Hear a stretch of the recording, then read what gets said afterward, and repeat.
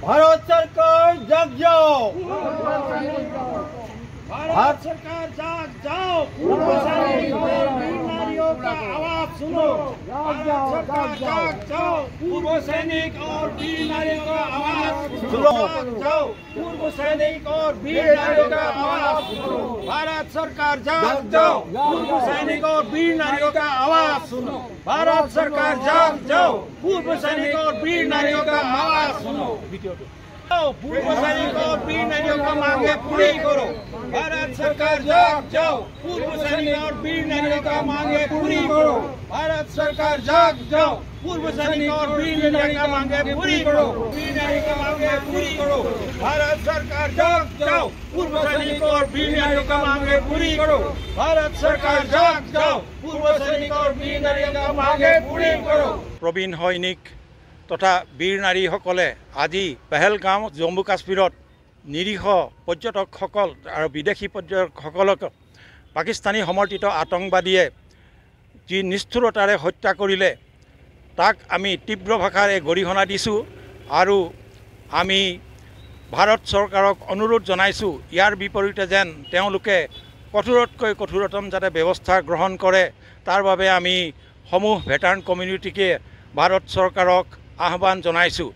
আমি সদায় ভেটাৰান কমিউনিটিয়ে ইয়াৰ বাবে ভাৰত চৰকাৰৰ লগত সদায় একজোট হৈ থাকিম। স্বৰ্গবাসী পৰ্যটকসকলৰ পুণ্যাত্মাই পৰম পিতাৰ চৰণত চিৰশান্তিত যেন বিৰাজ কৰে তাৰ বাবে আমি ভগৱানৰ ওচৰত প্ৰাৰ্থনা কৰিলোঁ তথা শোকসন্তপ্ত পৰিয়াললৈ আমি ভেটাৰানছ কমিউনিটিয়ে আমাৰ পূৰ্ব সৈনিক তথা বীৰ নাৰীসকলৰ তৰফৰ পৰা গভীৰ সমবেদনা জ্ঞাপন কৰিলোঁ আৰু আমি তেওঁলোকক সকাহ দিব বিচাৰোঁ যে আমি সদায় তেওঁলোকৰ সৈতে আছোঁ আৰু দেশবাসীৰ সুৰক্ষাৰ বাবে বা ভাৰত মাতাৰ সুৰক্ষাৰ বাবে আমি যদি আজিও বৰ্ডাৰলৈ যাবলগীয়া হয় তেতিয়াহ'লে আমি বৰ্ডাৰলৈ যাবলৈ সাজু আছোঁ। জয় ভাৰত মাতা কি, জয় ভাৰত মাতা কি। এই প্ৰতিবাদী কাৰ্যসূচী আমি অনুষ্ঠিত কৰিছোঁ আৰু ইয়াৰ দ্বাৰাই আমি দাবী ৰাখিব বিচাৰোঁ যে আমি ইতিমধ্যে প্ৰায় ফেব্ৰুৱাৰী 2023 চনৰ পৰা কৰি অহা আমাৰ দাবীৰ বিপৰীতে নানা প্ৰতিবাদী কাৰ্যসূচী আৰু নানা আমাৰ স্মাৰক পত্ৰ আমাৰ মহামহিম ৰাষ্ট্ৰপতি মহোদয়ালৈ, মহামহিম প্ৰধানমন্ত্ৰী মহোদয়লৈ, মহামহিম ৰক্ষামন্ত্ৰী মহোদয়লৈ আমি প্ৰেৰণ কৰিছোঁ। কিন্তু আজি ইমান দিন উকলি যোৱাৰ পিছতো কেন্দ্ৰীয় চৰকাৰে আমাৰ দাবীসমূহৰ প্ৰতি কোনো বিশেষ পদক্ষেপ গ্ৰহণ কৰা পৰিলক্ষিত হোৱা নাই।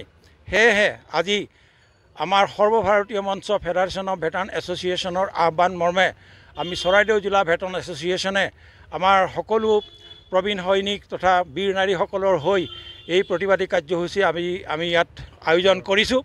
12টা দাবী আৰু ইয়াত আমাৰ মুখ্য দাবী হৈছে যে সমাগত 8ম দৰমহা আয়োগ গঠন কৰা হৈছে তালৈ আমাৰ ফেডাৰেশ্যন অফ ভেটাৰান এছ'চিয়েশ্যনৰ প্ৰতিনিধিমণ্ডলক আমন্ত্ৰিত কৰি আমাৰ সমূহ ভেটাৰান কমিউনিটিক ৰিপ্ৰেজেণ্ট কৰিবলৈ চৰকাৰে যেন আমাক সুবিধা দিয়ে সেইটোৱে আমাৰ মুখ্য দাবী।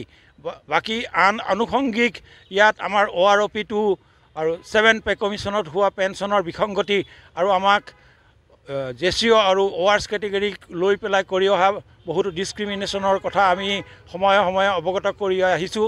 সেইবোৰ এটা বহুত দীঘলীয়া তালিকা আৰু এই প্ৰতিবাদী কাৰ্যসূচীৰ পিছতে আমি এখন 12দফীয়া স্মাৰক পত্ৰ সন্মানীয় জিলা আয়ুক্ত মহোদয়ৰ যোগেদি আমি প্ৰেৰণ কৰাৰ ব্যৱস্থা কৰিছোঁ।